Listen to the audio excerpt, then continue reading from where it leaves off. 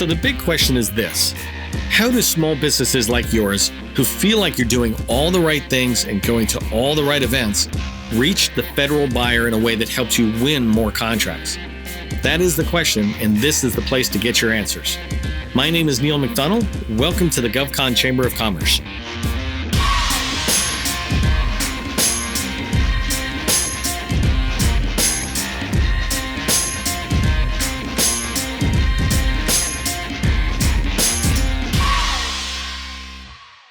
Okay, let's get started. I mentioned in many of my posts that subcontracting is hugely valuable to the growth of a new small business, an existing small business with tens of millions in revenue, and even large prime contractors. While it's important to find potential prime teaming partners in your primary agency, finding teammates with that agency's preferred contract vehicles is even better. In this post, I'll quickly walk you through how to identify the top contract vehicles at the Coast Guard, and then how to find the contact information for firms that are on those those vehicles.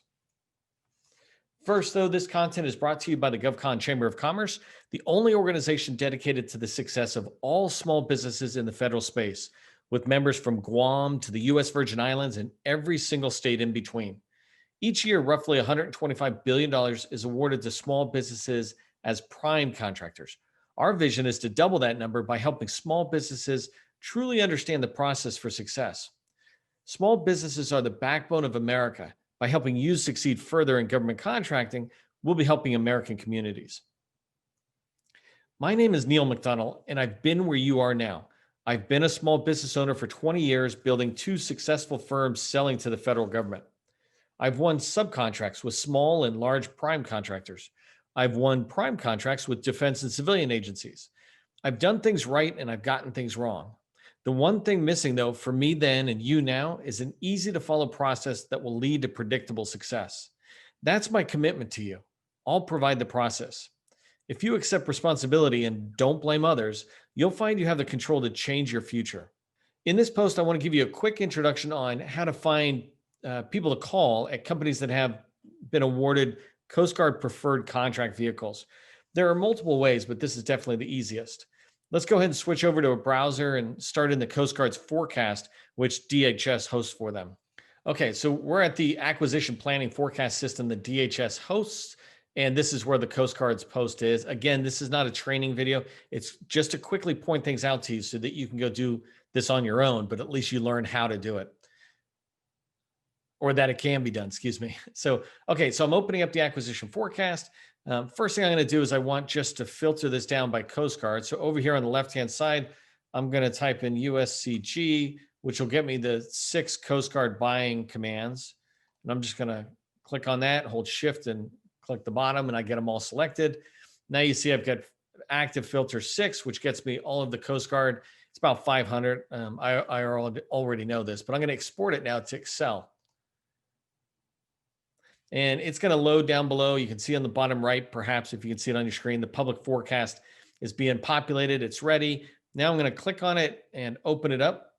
Okay, here's the forecast. And first thing I always do is clean it up just to make it easy for me to read. So I'm going to delete this top row, which I already know is junk, or not helpful to me. And then I'm going to click on the top row and come over here and say filter. And now I've got a filter applied. The last thing I like to do when I'm looking at things is just freeze the top row. So when I'm scrolling up and down, I don't have to lose the titles of the columns. Okay, so what I'm really looking for in here is what are the main contract vehicles? I just went into the forecast. Not all agencies do this, but the Coast Guard does this phenomenally well, and as well as DHS, but Coast Guard just does the best job I've seen anybody do. And so if you look at the fourth column D here, let me scroll in just so it's a little easier. It says contract vehicle. I'm going to hit this drop down now that I have the filter, and I can quickly look in here and see the contract vehicles they expect to award this on.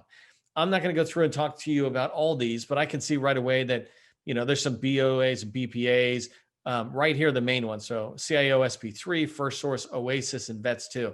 So let me just choose Oasis and Vets 2 to use on today's example. So I'm going to go ahead and cancel that. That's all I need here. So I'm going to switch back over to the browser. Okay, so now I'm in the browser, and I already brought up the Oasis main page. All I did is went to Google and typed in Oasis contract vehicle, and basically one of the links was this one. You can go in, there's all sorts of information in here. You should read this information. If this is a contract vehicle that you're going to be pursuing because it fits with what you offer, then you just need to take the time to understand it. So all these sections down below do a good job explaining it. It's one of the things that makes me an expert is I just read. Okay, so what I'm really looking for is the list of contractors who are on this. So I'm just scrolling around looking for stuff. A lot of good tools in here. I love to point them out. Okay, here it is. Oasis contractor and email distribution list. I'm going to hit the plus to expand it. And here you see that the Oasis small business and Oasis unrestricted. So that's pretty much everybody. There's definitely a subcontractor or subpool contractors list here, but for my example, I don't need to open them both. So I'm going to click on this guy and say, let's open it up. So you down on the bottom left, it's loading. It's loading. Okay, it comes up. I'm going to open this one. There it goes. This one too, it comes up. I'm going to get rid of this top row, which I really hate when people put it in because what I want is this header data. I'm going to put my filter on. Like I said, every time I come in, I just control my spreadsheet. So it's easy for me. There you go. And I don't care about these purples or anything else. What I'm looking for are these contractor names. And so you can see they've got all the names in column C of the company and the address. Over here in column D and column E are exactly what I wanted to show you. Points of contact. So here's the contract manager for this company, AP Ventures, and right next to it is the program manager. These two people are the people you want to reach out to. And you don't want to spam these people. Absolutely do not email all these people. You want to identify the ones that are important and then do a little bit of research. Doesn't have to be more than 15 minutes, but just learn about the company and call. So here's a couple other filtering things I do. First thing I'm going to do is scroll. I mean, I want to know how many people are in here. So if I just say, I'm going to take this pool, right? I'm going to say, get rid of SB pool. I'm going to hit OK. And if you watch the bottom left of your spreadsheet here, it says 832 out of 1,086. So the first thing I know is that there's 1,086 records in here. I'm going to clear that filter. Because there's all these different pools, I just know from experience that that means some of these companies have gone after multiple pools. So I want to get rid of redundant data. And over here, column F is the DUNS number. So if I just click on the data tab in the spreadsheet, I come over here to remove duplicates right there. I'm going to click on this. And first thing I need to do is tell it my data has a header. And so now we see the headers. I'm going to unselect everybody. And what I'm doing is telling Excel, I want to filter out or remove all duplicate DUNS. And so if AP Ventures applied in multiple pools in one, then they would be in here multiple times. It's just the way it works. But I'm going to sit there and filter it out. So I'll hit OK. Remember, I think we had 1,000, a little bit more than 1,000 records. So now I'm going to get rid of it. 478 duplicates are removed. And that leaves me 600. So I went from 1,000 down to 600. It's still a lot of companies. That's 600 unique companies on this contract vehicle. It's way too many at the moment for me to do this. So let's use a customer I support. They're an SDVO, right?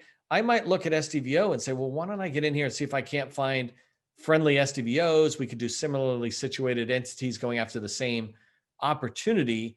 And if they primed it, they would still get that 51% credit perhaps. And so anyway, so I get rid of the blanks here. And I'm going to look at that. And if you look at the bottom left-hand side, out of those 600 records, 106 are SDVOs. Now, I've been playing this game a little bit longer than maybe many people. And so I just think to myself, okay, 100 is still too many. I really want to filter it down. So let me get rid of the SDVOs. Actually, let me leave it. So I have SDVOs, but let me find SDVOs that are also hub zone if that's possible, because hub zones I know are really limited. I'm going to hit OK. There, two companies that are hub zone and SDVO. The reason that's important is because if they can push an opportunity to be a hub zone set aside and use an Oasis contract vehicle, well, there's only two companies that could do that, that are hub zone and that are SDVOs like us that we would want to try to team up with. Let me clarify this just a little bit. I'm going to clear these filters again. And I know I'm moving fast, but you can watch the video again and pause. So you remember when I did the SDVOs, there's 106. Now I'm going to say just how many hub zones are there in general. I'm going to get rid of this, leave the check mark, say yes. And down at the bottom, there's 19. So there's 106 companies that are SDVOs and there's 19 that are hub zones. And when I see this, I think to myself, wow, you know what? I'd rather go knock on the door of these 19 companies, which is actually less because this purple means that these people are no longer active in there. So 17 hub zone companies. I can reach in there and see if I can't find a fit. Obviously, I'm going to start with these two companies that are STVO and HubZone, but then I'm just going to reach out to the rest of these and say, hey, love the team up. We bring this core competency, we bring this skill and set of experience from DoD and other places, but we really want to get into Coast Guard. Can we team up with you? Or we really want to get into some other places. I might actually, just a slight sidebar here, I might actually try to compare this spreadsheet to another one that I did, if you watched the previous video on Coast Guard, where I said, let me find all the vendors who have been serving the Coast Guard the last 2 fiscal years. I could take all of those folks, match them up to the Oasis folks I'm looking at here, and find a good pattern. Let me get rid of this one HubZone filter. And just for the fun of it, just as before I exit out of here, is to show you. So that was STVO and HubZone, 106. There's 19. Let's see how many women-owned firms. Here it's 133, right? So there's massive more competition in there with the women-owned small business firms than HubZone. And then the last one is, well, it's not the last one. Oasis got 8A on a separate category. But let me get rid of this and just do the ED. Hey. Sorry, little brain freeze there. So here, if I just showed you how many economically disadvantaged women-owned firms, there's 51. So there's still a ton more than there are HubZones. And so anyways, long story short on this, and let me just show you the fields that come over to the right, just so you see. There's nothing else over there that really matters. This is just a list of vendors that are on Oasis, and here are the 2 people you want to call, right? You want to call the contract manager and the program manager. Do a little bit of research, and you'll be able to get some good stuff. Let me go back. The other contract vehicle I was looking at was Vets 2. That was the other one that Coast Guard has a heavy use on, I believe, from their forecast. Let me go ahead and switch back to the browser. All right, this is the Oasis one. Right below that tab there is Vets 2. I also searched this on Google, and I just typed in Vets 2 contract vehicle, came right back up with this guy with a link for this. So here, again, you can read it. This is, right now, it tells you a lot, right? It's a GWAC, meaning it's government-wide, can be used anywhere. It's a best in class over here on the right-hand side, best in class. This is, I don't really care what people think about the contract vehicles, best in class, et cetera. They exist, and we have to learn to play the game the way the game is, the rules are set right now. This is a best in class contract vehicle, GWAC. You want to be reaching out to all of these people if this is in your space. Especially if you're an STVO, just team up with these folks. Okay, so let me come down. I'm looking down. You probably saw it already, industry partners. Down here is the industry partner spreadsheet. I'm going to click on that. Similar thing, it's loading on the bottom left. As soon as it loads, I'll click on it. We'll go see what information they have there. That's the Oasis one, and here's the vet. Let me do the same thing. These guys actually have the top, so it's perfect. I'm going to freeze the top row, and now I'm happy as pie. Okay, so here, one of the things, if I wanted to go in here and say, like I did before, remove the duplicates, I can unselect them all, say done's, right? And I say, okay, there's no duplicates, and it makes sense because in the Oasis one, there's there's pools, and that's why we ran into duplicates. But here, if I come in and I deselect somebody really quick, I can see that Vets 2 is a very limited compared to the 1,000 or 600 that were on Oasis. Here, Vets 2 only has 69 firms. That's exciting to me because it means the competition is massively reduced.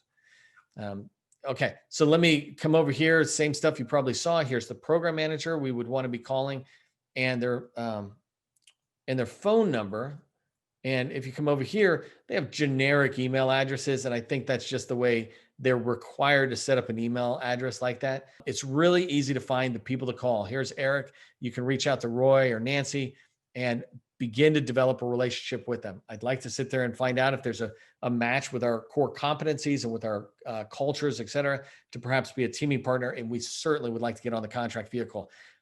Just the tip, you're not calling and saying, hey, I want to get on your contract vehicle right away. Instead, you want to sit there and begin to give them a reason to value you. I would come with what you can offer them. They have already, what you want.